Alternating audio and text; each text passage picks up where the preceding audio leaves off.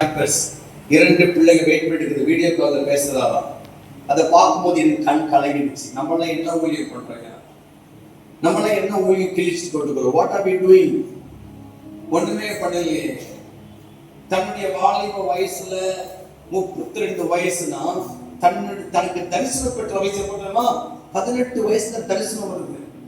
வாலிப பிள்ளைகளுக்கு தேவன் காட்டுகிற தரிசனம் என்ன? நான் ஒரு தம்பியை பார்த்து கேட்டேன், தம்பி உனக்கு என்ன தரிசனம்? நான் உங்களை மாதிரி பாட்டு பாடணும், எடுத்து செருப்பில் அடிப்பேன் அப்படின்னு.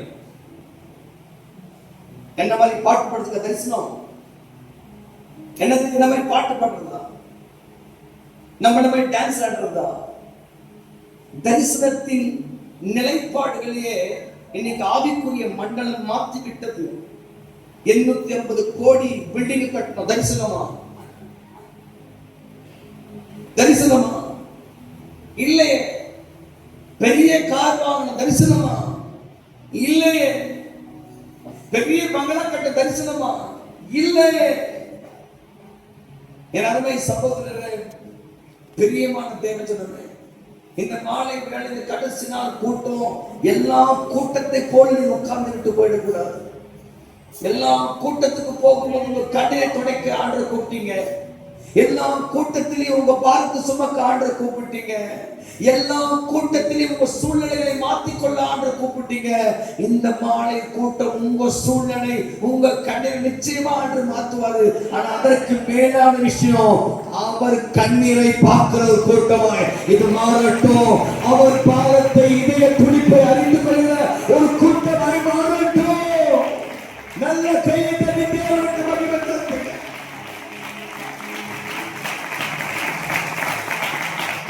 விசுவாசிக்கிறோம்.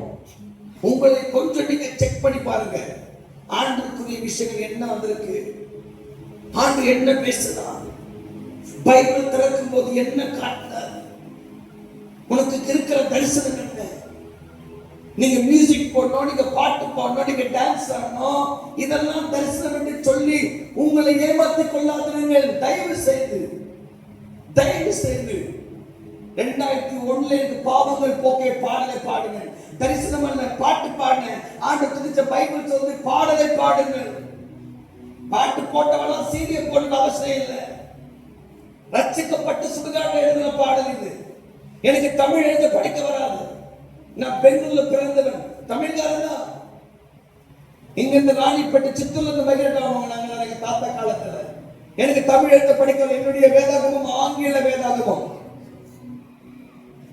அன்னைக்கு நான் பேச தமிழ கேட்டு செத்து போயிருப்பீங்க. அவ்வளவு மோசமா இருக்க தமிழ். கத்தனால யாரை கொண்டு கூட எதையும் செய்வதற்கு அவர் போதுமானவா.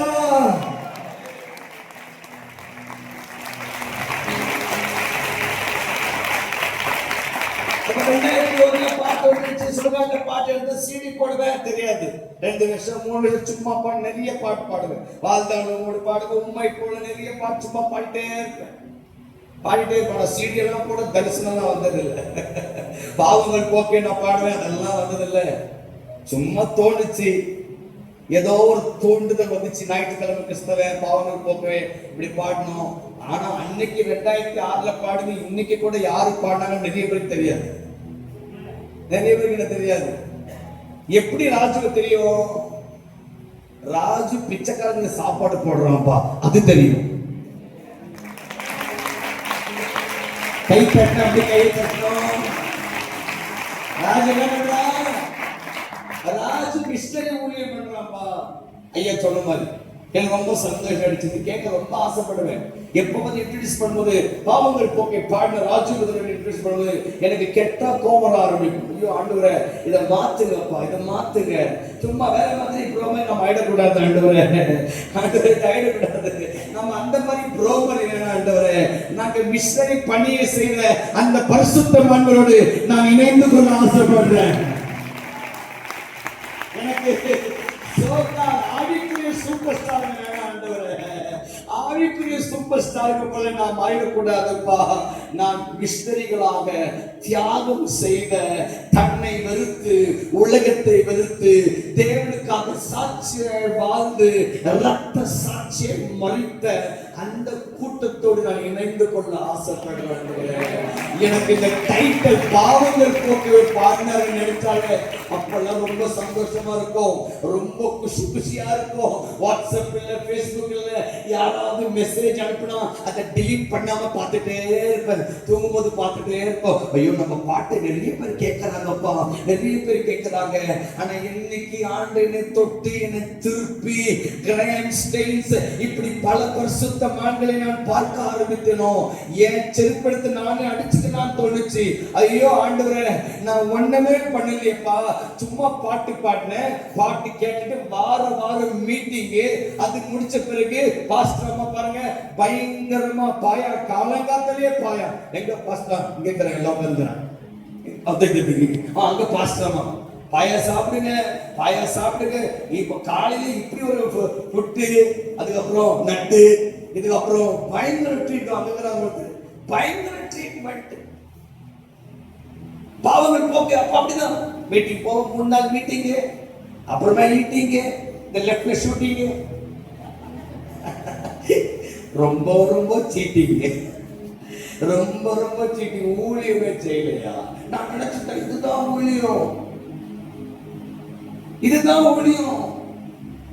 இசைவாசிகள் தம்பிகள் அப்போ சொல்றேன், நான் ஏற்கனவே என்னை பத்தி தெரிஞ்சுதான் 2 தம்பி உட்காந்து நான் நேற்று சொன்ன, தம்பி கோச்சுக்காதீங்கடா ஏதோ பேசுறேன் அப்படின்னா, அண்ணா உங்களை பத்தி எனக்கு தெரியும்னா அப்படின்னு சொன்னாங்க. இசைவாசிகள் தம்பிகள்லாம் சொல்றேன், மியூசிக் ஊழியெல்லாம் ஒண்ணும் இல்லை, ஒரு மண்ணங்களுக்கு மியூசிக் ஊழியன்றது இல்லை. ஊழியம் என்றால் எல்லாம் செய்யணும், கீழே நீங்களும் செய்யணும், நானும் செய்யணும். மீனை அல்ல மனுஷனை பிடிக்கணும். கையை தட்டினா